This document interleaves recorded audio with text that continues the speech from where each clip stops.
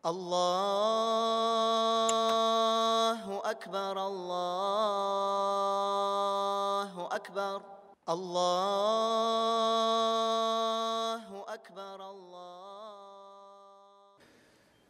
إن الحمد لله نحمده ونستعينه ونستغفره ونعوذ بالله من شرور أنفسنا ومن سيئات أعمالنا من يهده الله فهو المهتد ومن يضلله فلن تجد له وليا مرشدا وأشهد أن لا إله إلا الله وحده لا شريك له وأشهد أن محمدا عبده ورسوله صلى الله عليه وعلى آله وأصحابه ومن اتبعه.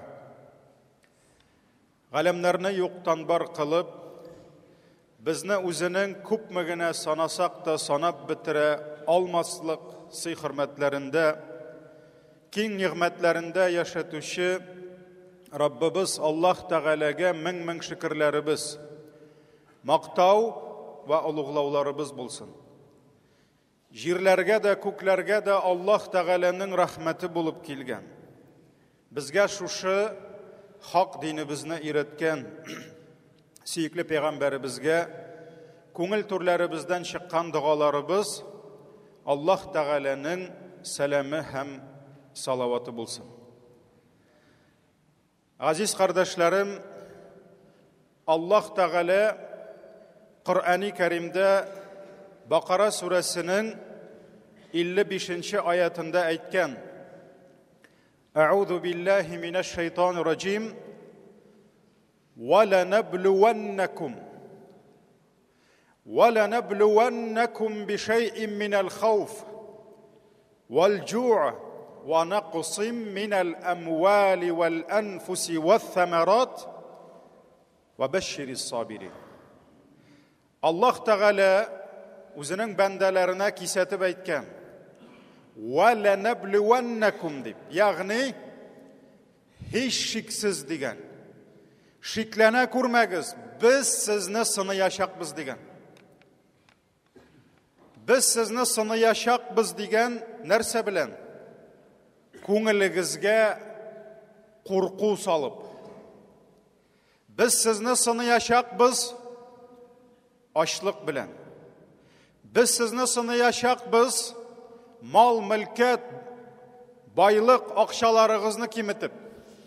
Biz sizne sınayacakbız, sağlık selametliklerinizi kimitip. Sağlığınızı kakşatıp, yakın kişilerinizi alıp, hem biz sizne sınayacakbız, üstürgen iğinlerinizi, jilek jimişlerinizi kimitip, hem ayetinin ahırında Allah Teala ayta: "Ve beşşiris sabirin" di.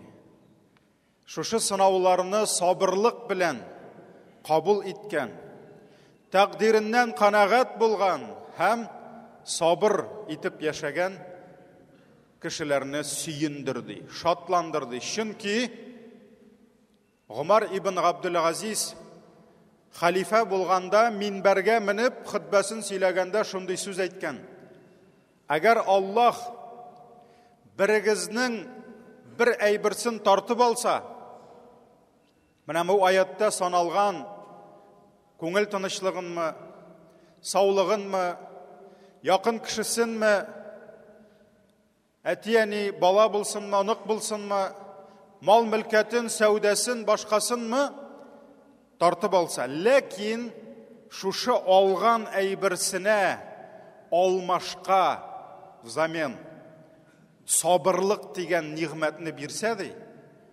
şiklene kurmagizdi. Sabırlık ol yo'g'altgan nimetten de sizge ko'proq berishakdi.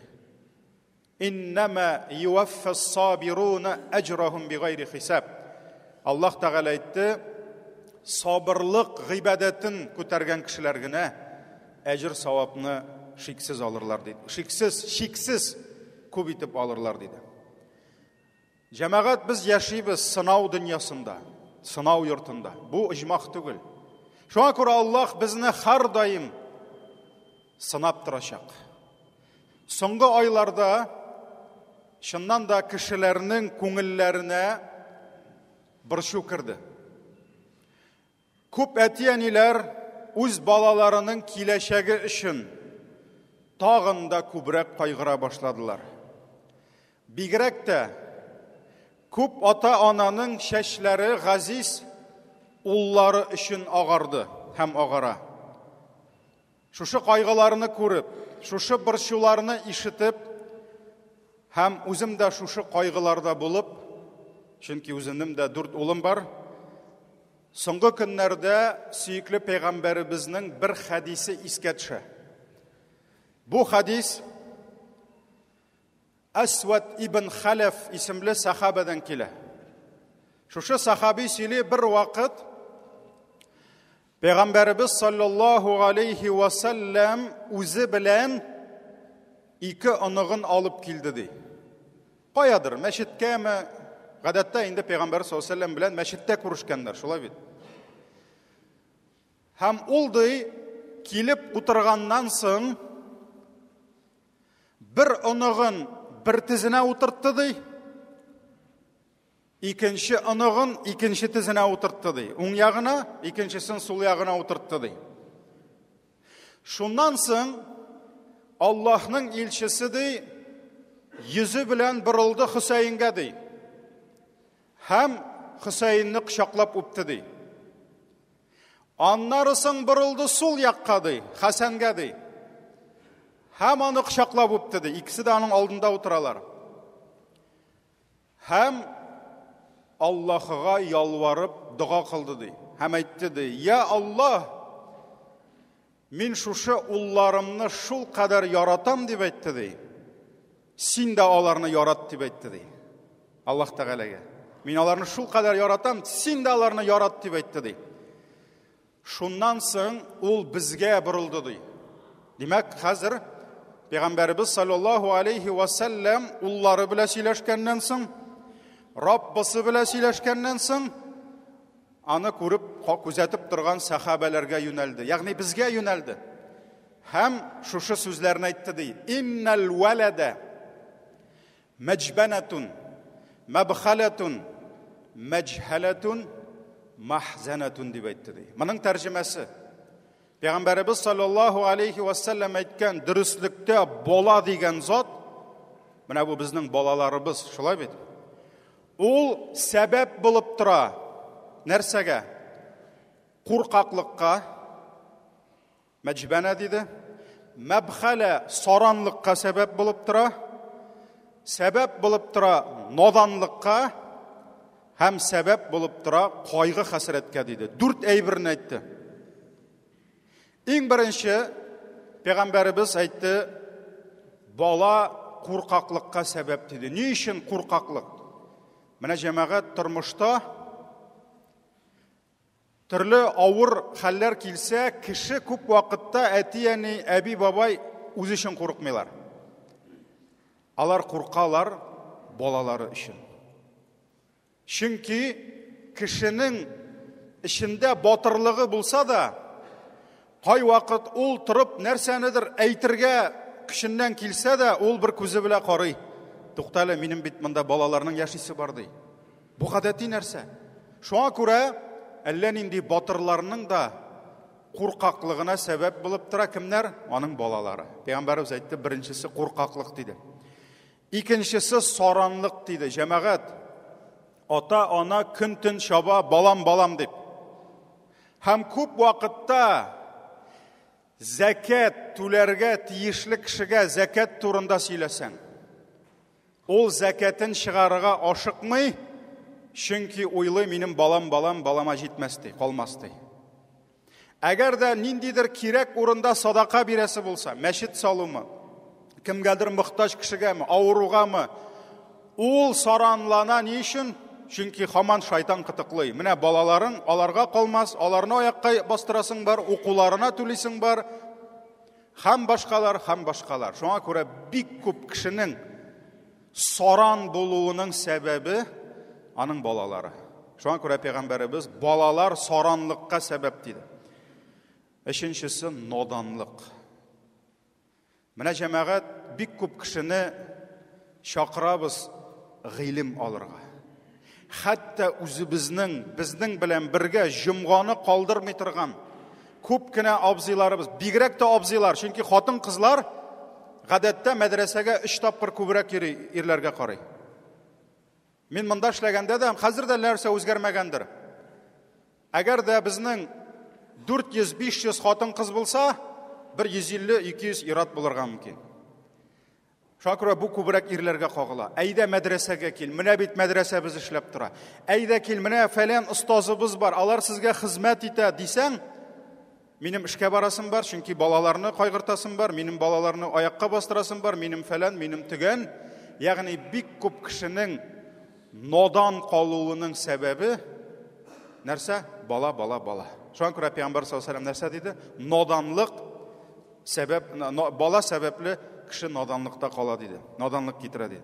Һәм соңгысы Пәйгамбәр саллаллаһу алейһи ва саллям нәрсә диде? Балалар мәхзәнә, ягъни кайгыру сәбәбе диде. Менә җәмәгать өйләребездә счетчик куябыз. Газга, кайнар суга, салкын суга, электрга. Шулай бит?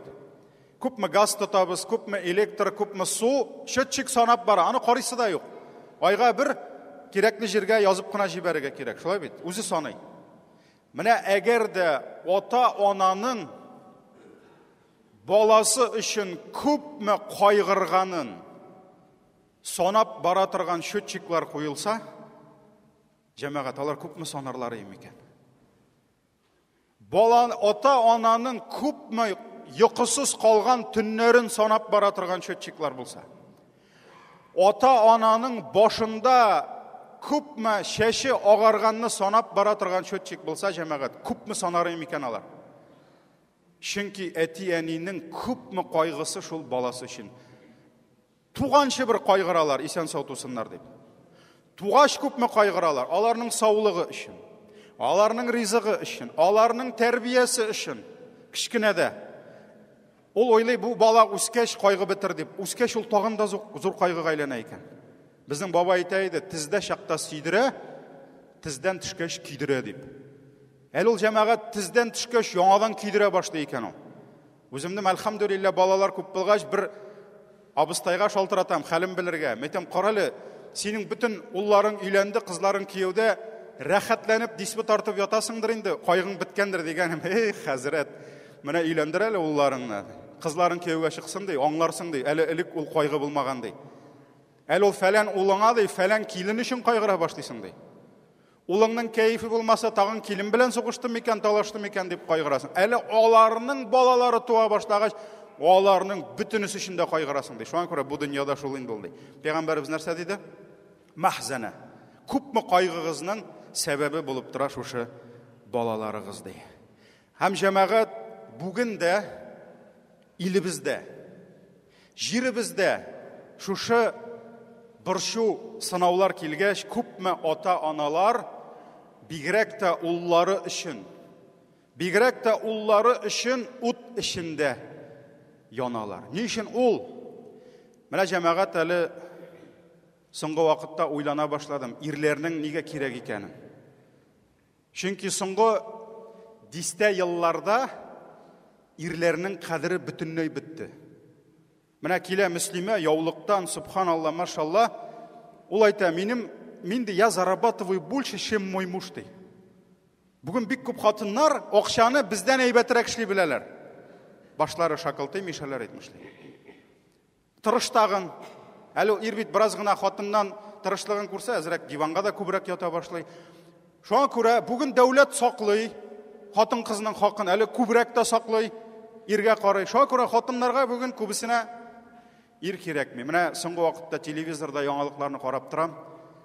Бронежилет киеп, автомат тотып бит ирләр китә, кызлар китми икән. Алла сакласын, зур сугышлар булса, хатыннар берсе дә автомат тотып чыкмый бит. Менә ирләрдә кирәк икән җәмәгать. Улларда кирәк икән. Алайса бөтенләй ирнең кыйммәте бетә башлады. Шуңа күрә уллар өчен күп әтиәниләр бүген ут эчендә яналар. Ни эшләйек? Кая барыйк? Кемгә языйк? Кемнән сорыйк диләр? Telegram каналларга язалар, WhatsAppка язалар, хәзер бит инде бер-береңне табу бик җиңел, бөтен Россиядә. Җәмәгать, Аллаһы Тәгалә безгә әйтте, кемнән сорарга? Гафир сүрәсе, 2-нче төрле Әл-Муъмин, 60-нчы аят. Аллаһ Тәгалә әйтте: "Ва қала раббукум уд'уни астаҗиб лакум." Менә Раббыгыз әмер бирде. Мине чакырыгыз ярдәмгә. Миңа килегез. Миңа эндәшегез. Астаҗиб лакум. Мин сезгә җавап бирәмен диде. Дуга белән миңа ялварыгыз диде. Минем каршыма килеп тезләнегез диде. Мин сезгә җавап бирәмен диде. Ва иза саалака ибади анни фа инни кариб. Әгәр дә Пәйгамбәребезгә әйтте Аллаһ Тәгалә, сиңа кешеләр килеп минем хакымда сорашсалар, әйт син аларга, мин бик якын ди. Мин аларга якын ди. Уҗибу даъвата да'i иза да'ан. Әгәр дә ул миңа ялварып, дугалары белән мөрәҗәгать итсә, мин бит аңа җавап бирәм ди. Әйе җәмәгать, дуга юк. Дуга юк. Без Аллаһы Тәгаләне оныттык. Изге дуга җәмәгать. Абу Хурайра радиллаһу анху тапшыра, Пәйгамбәребез саллаллаһу алейхи ва саллям әйтте, 3 дуга бар диде. 3 дуга бар диде.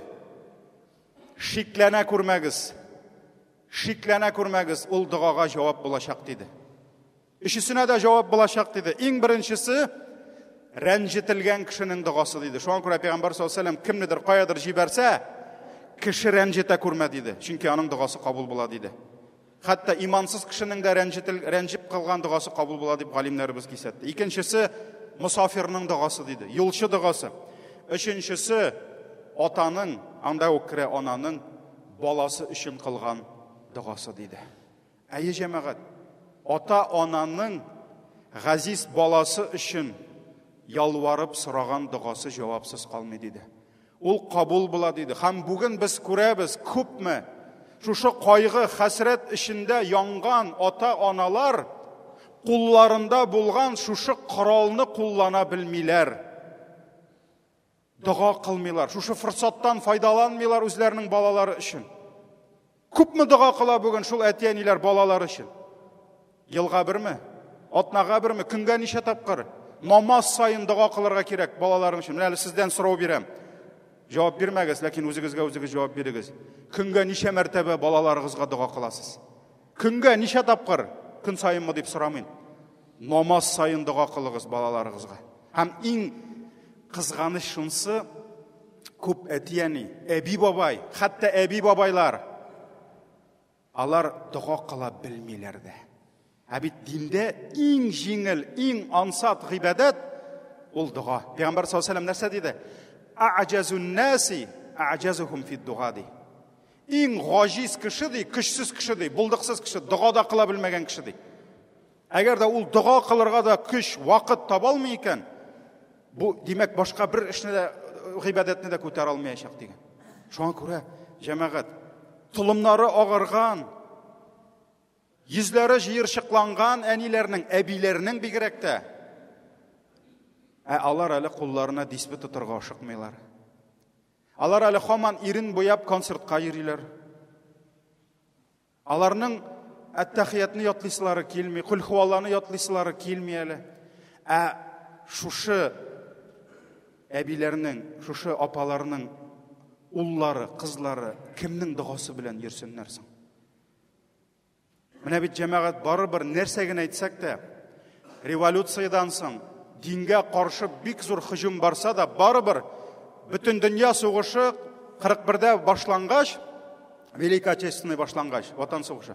Барыбер әле күп кеше иманлы булган, әле күпме татар халкы намазда, гыйбадәттә булган. Һәм барыбер алар ил өчен, җир өчен, һәм бигрәк тә киләчәк өчен барыбер дуга кылганнар. Мин уйлыйм, менә шул ирләрен югалтканда, тыл калганда, улларын югалтканда, алар бер үзләре калган балаларны 5, 6, 7 баланы аякка бастырып, әле илне күтәрергә кирәк. Башта фронтна шатканнар. Аннан илне күтәрергә кирәк. Бу бит хатын-кызга күпме төшкән өстенә. Шулай бит. Менә минемчә алар төннәрен җылый-җылый рәнҗеп, менә шул фашизмга башкасына минемчә дуга кылганнардыр. Я Раббым, балаларыбызга күрсәтмә шуларын дип. Безнең бабай Ик дини кеше түгел иде, Раббым үзе кешерсен, ләкин ул бер доганы гел әйтә, без күргәнне сезгә күрергә язмасын дип. Минем ул йөрәккә сеңеп калган. Бәләкәй чактан ук әйтә, без күргәнне сезгә күрергә язмасын дип әйтә. Шуңа күрә минемчә алар бу доганы бик күп укыганнардыр. Һәм доганың күпмегә җитте вакыты? 70 елдан артыкка. Менә бүген сорау, без бүген кемнең догасында яшибез? Кая безнең догачыларыбыз? Кая безнең догачы башын сәҗдәдән күтәрми торган, йылы-йылы дога кыла торган әниләребез, әбиләребез кая сыңалар? Алар бар, ләкин алар бит бигәз.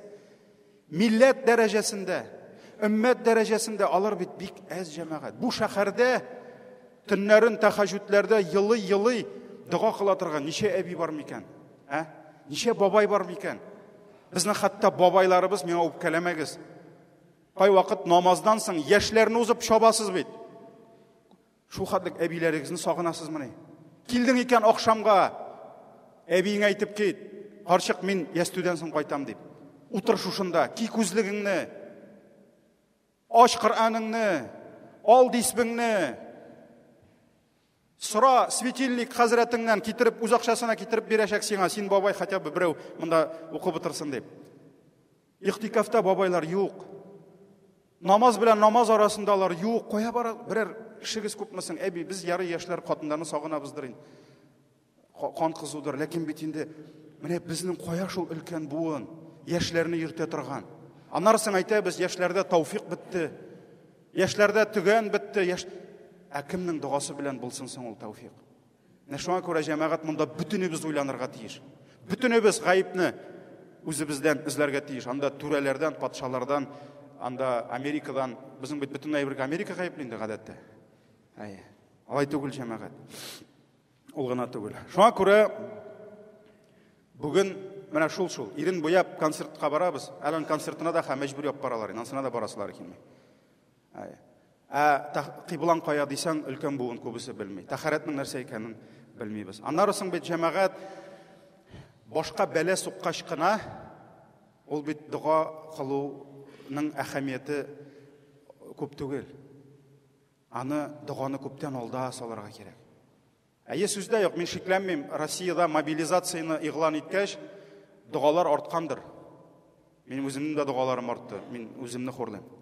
Ләкин бит җәмәгать балалар өчен башларга кирәк дуганы алар туганчы юк. Мин гел әбиләргә әйтәм, кылыгыз дугагызны исән туган булган балаларыгыз, оныкларыгыз өчен түгел, киләсе буыннар өчен. Ибраһим пәйгамбәр нәрсә дип дуга кылды? Ибраһим пәйгамбәрнең 90-ны куып барганда 80-нән соң гына баласы булды. Ләкин ул гомер буе нәрсә дип дуга кылды? Рабби хабли минас салихин. Я Раббым, миңа изге нәсел бирсәң иде диде. Изге нәсел дигән сүз ничә буын миңа изге балалар бирсәң иде дип дуга кылды. Аллаһ Тәгалә кабул иттеме? Ничә пәйгамбәрнең атасы ул. Хәтта пәйгамбәрбез саллаллаһу алейхи ва саллям бер вакыт нәрсә диде? Мин диде, атамның дугасының нәтиҗәсе мин диде. Мин әтиемнең, ягъни бабамның, Ибраһим бабамның кылган изге дугасының нәтиҗәсе мин, җавабы мин диде. Чөнки ул Аллаһ Тәгаләгә Ибраһим пәйгамбер күпме дуга кылды. Шуңа күрә әле тумаган, әле киләсе нәселләрегез сезнең дугада яшәргә тиеш.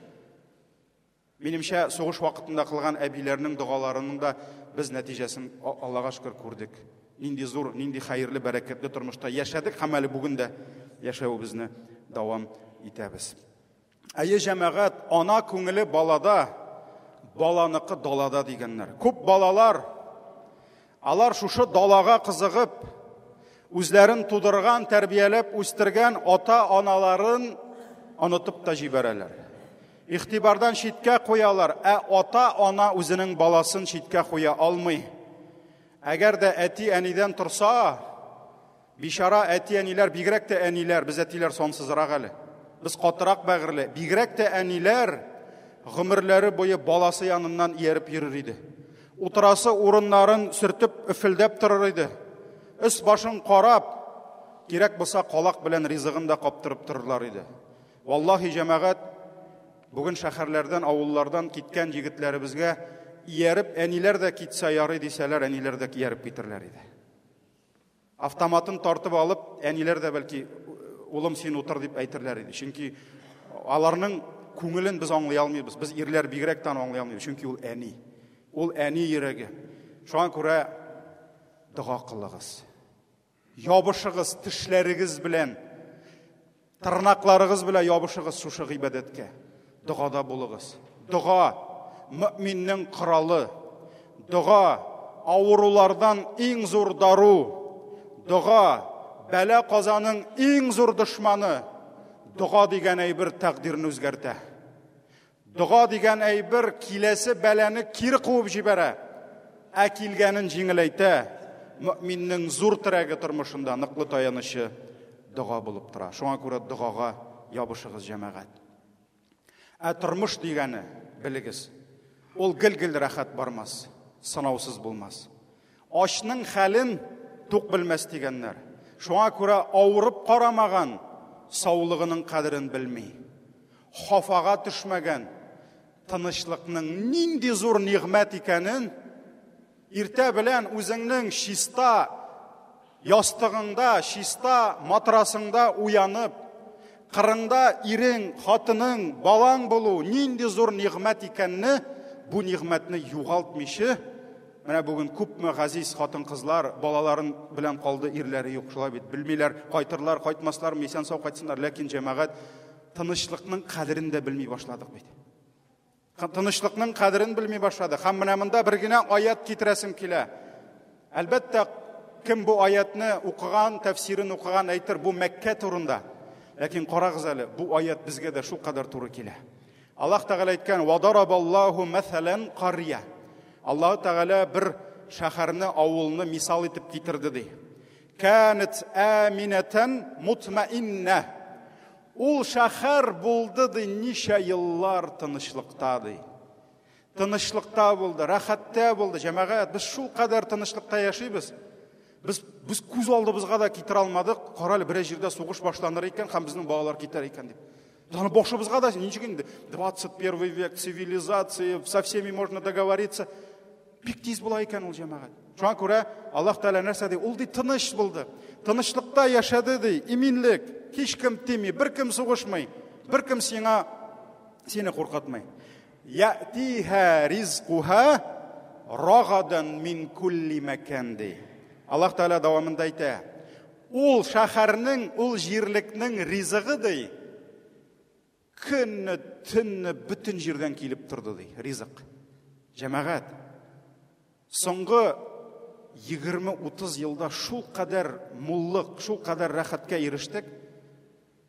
Аллаһ Тәгалә бу аятта әйтелгән кебек көнне, төнне фуралар, самолетлар безгә ризык ташып тордылар. Көнне, төнне ташыйлар. Бүтенесен ашыйбыз, бүтенесен бетерәбез. Менә җиләк, җимеш салган идәге тарелкага гына карасаң, ничә республикадан түгел, ничә илдән, ничә материктан килә. Аның мандарины Мароккодан, аның мангысы каяндыр Египеттан, монсы Аргентинадан, монсы Израильдан. И шушы тәлинкә ризыкны алыр өчен кирәкме олигарх булырга? Кирәкми. Бананның бәясе бәрәңге бәясе булды бер вакыт, шулай бит. Хәтта бәрәңге кыйбатрак та булды, 10-нчы елны хәтерлисез. Менә шуңа күрә Аллаһ Тәгалә нәрсә ди? Аның ризыгы ди, көнне, төнне аларга килеп торды ди. Шуңа күрә безнең бабайлар ашка үлдәләр, без бүген ашап үләбез. Аллаһка шөкер, ризыкларыбыз күп. Һәм Аллаһ Тәгалә дәвам итә: "Факафарат би ан'умиллаһ" ди. Ләкин алар ди, Аллаһның нигъмәтләренә күфрлек кылдылар ди. Коръәндә рәхмәтле булу, шөкер итү дигән сүз белән килә. Ә рәхмәтсез булу, күфрлек дигән сүз белән килә. Гыйлем ияләре минем белән килешерсез. Бүтән җирдә шөкерсезлек сүзе күфрлек дип килә Аллаһ Тәгалә. Ва ман шакара фа иннама яшкур ли нафсих ва ман кафара. Кем шөкер итсә үзе өчен ди, ә кем күфрлек кылса, ягъни рәхмәтсез булса, үз башына ди. Шуңа күрә андый аятлар күп. Шуңа күрә бу аятта да Аллаһ нәрсә ди? Мин аларга көнне, төнне ризык, җиләк, җимеш, муллык биреп тордым ди. алар ди минем нигъмәтләремә күфрлек кылдылар ди. Ягъни рәхмәтсез булдылар ди.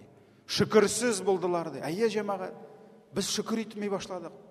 Без рәхмәтебезне оныта башладык. Оныта башладык без. Һәм Аллаһ Тәгалә нәрсә ди?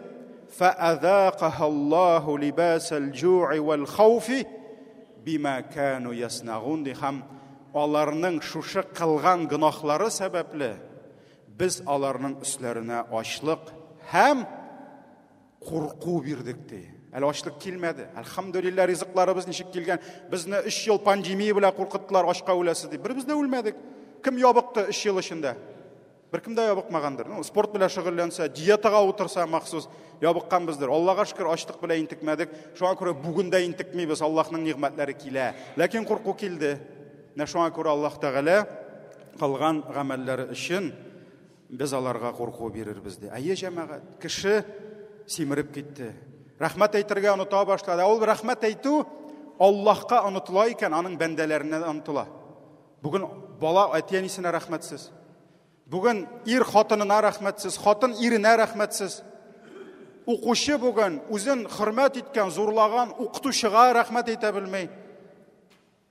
Бәлки укытучыларда да бардыр укый белгән укучысына рәхмәтсезлек. Шуңа күрә ул рәхмәтсезлек җәмгыятьнең бер бәласенә әйләнде.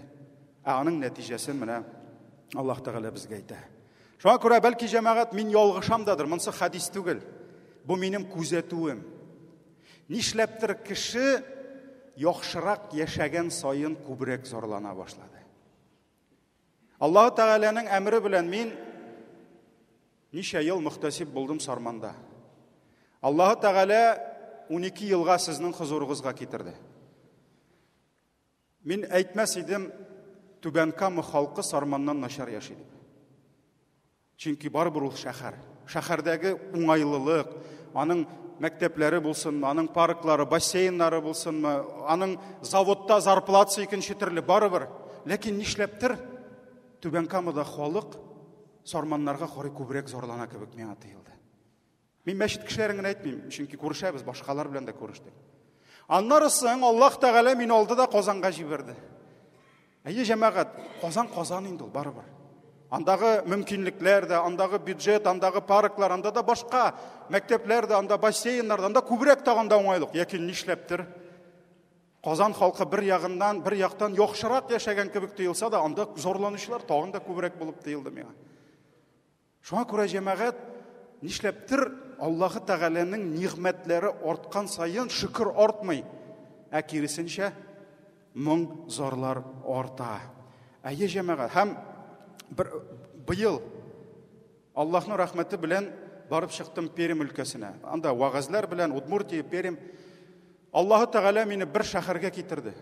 Мин ул шәһәрне менә жүләр кеше кебек, шүлдән килгән гарәп теге цивил Дубайны күргән кебек, мин ул шәһәрне менә булай телефонга төшереп бирдем. Ярты шәһәр баракта яши. Анда да Лукойл да бар, башкасы да бар. Әйе. Ул хәерче төбәк түгел. Ярты шәһәр яши 2 этажлы баракларда, баракларның күбесендә юк шторда. Килеп карадым, жүләр кеше кебек инде, миңа кемдер әйткәндер, бу жүләр дип. Абуйлары йыртылган, буржуйка тора, кеше яши, анда кеше яши. Без бит әйтәбез, ишек алдында асфальт тегесе, ишек аллары шу кадәр матур, сап-сары ком бөтен җирдә. Сап-сары ком. Һәм тора безнең пятеркалар, семеркалар, девяткалар тора. Ул аны чыгып жуа шунда, аңа жуган өчен дә сүз әйтмиләр, анда бит хөррият, әйе. Ләкин ул аны жуа асфальтта түгел, комда. Менә шуңа күрә җәмәгать, урыслар әйтәләр бит, все познается в сравнении ди. Без кая яшибез, нинди җирдә яшибез, әрәгән уйларга кирәк. Уйларга кирәк аны. Татарстаннан чыгып кына кит, менә бу якка Кировка, шундук сизәсең. Бу якка кит, нигә Марига, шундук сизәсең. Ул шундук сизелә. Шуңа күрә җәмәгать, менә бу Аллаһ Тәгаләнең факафарат би анъумиллаһ дигән сүзе, алар Аллаһның нигъмәтенә күфрлек кылдылар дигән сүзе, җәмәгать, ул бик зур нәрсә тора. Без бит менә начарлыкны без тиз күрәбез. Даже хатында да начарлыкны тиз күрәбез. Ирдә хатын начарлыгын тиз күрә, яхшылыгын күрми. Бу нәрсә бу? Бу бит ялган. Вайлул лил мутаффифин. Мутаффифин сүрәсен укыгыз әле. Аллаһ Тәгалә беренче аятта нәрсә диде? Вайлул лил мутаффифин диде. Алдап үлчәүчеләргә хәсрәт булсын диде. Горе обвешивающим диде. Без аны уйлыйбыз, бу безгә кагылмый, бу ана базарда сатучылар, бизнесменнар, сәүдәгәрләр, мин заводта эшлим, миңа кагылмый. Юк, җәмәгать. Тәфсир галимнәре әйтә, бу аят бөтен кешегә кагыла ди. Ни өчен? Чөнки үлчәүдә гадел булырга кирәк. Аллаһ Тәгалә нәрсә диде? Аллазина иза кталу ала ан-наси ястауфун ва иза калухум ау вазанухум юхсирун ди. Алар ди үзләренә алганда, ул бит товарны каяндыр алган, дөрес итеп үлчи, биреп бетерсеннәр дип. Кешегә сатканда ул ди, үзен бит тикшереп алган бит инде ул оптовыйдан алганда, 100 тапкыр тикшергән, сәүдәгәрне алдамассың. Үзе кешеләргә биргәндә нишли? Киметеп бирә. Менә бездә шулай. Нигә без яхшылыкны күрә белмибез, үлчәү кими безнең? Әгәр дә нәрсәдер яхшы икән, без әйтәбез. Ул түрә, аның эше шул бит. Эшләсен. Без бит налог түлибез ди, эшләсен ди. Начарлык күргәндә нәрсә дибез? Ул эшләми дибез. Шуңа күрә үлчәүне дөрес куярга кирәк, җәмәгать. Һәрбер җир. Әлбәттә мин монда кемнедер якларга да килмәдем, җитәкче дә эшләргә тиеш. Ул дәүләт мәнфәгатен генә түгел, халыкның мәнфәгатен кайгыртырга тиеш. Шуңа күрә аның эше дә авыр. Шуңа күрә иң беренче гарышның күләгәсендә кем була диде? Гадил имам булачак диде. Имам дигән сүз ул минбәрдән торган мулла гына түгел, ул җитәкче турында сүз бара. Мин бер вакыт шулай мондан бер 20 ел элек бер поселокка барып, шушы вагазны сөйләгәч бер җитәкче турды да әйтте. Гадил җитәкче булып булмый ул хәзрәт диде. Мин әле вакытта аңламыйдым аны, ул гомер буе җитәкче булган, ул бик авыр диде. Шуңа күрә Аллаһ Тәгалә һәрбер гадилне кертәм димәде бит. Гадил җитәкче дигән. Шуңа күрә җиңел түгел һәрбер кемгә дә. Һәрберсе эшләргә, һәрберсе хезмәт итәргә тиеш. Ләкин халык та үз ягыннан гадил булырга тиеш. Аллаһ Тәгаләгә кемнедер сүгү, кемнедер шәйнәү, Аллаһның нигъмәтенә күферлеккә генә булмаса иде. Һәм инде җәмәгать сүземне тәмамлыйм. Пәйгамбәрбез саллаллаһу алейхи ва салламның бер хадисе белән. Пәйгамбәрбез әйткән: "Мен лазимал истигфара", кемди үз тормышында үзенә истигфар кылуны тиеш итеп кабул итсә ди. Нәрсә ул истигфар? Аллаһ Тәгаләдән гафу сорау. Раббым, кичер мине дип сорау. Безнең рәхмәтсезлекләребезне кичер. Раббым, безнең гынахларыбызны кичер. Безнең зулымлыкларыбызны кичер. Раббым, безнең гыйбадәтне кадерсезләүләребезне кичер. Үзебезнең бурычларыбызны үти алмауларыбызны кичер дип, кем үзенә истигфарны лазим кылса ди, тиеш кылса ди. Джа'алаллаху лаху мин кулли даййикин махраджа. Аллаһ ди аңа һәрбер авыр хәлдән чыгу юлын бирәчәк ди.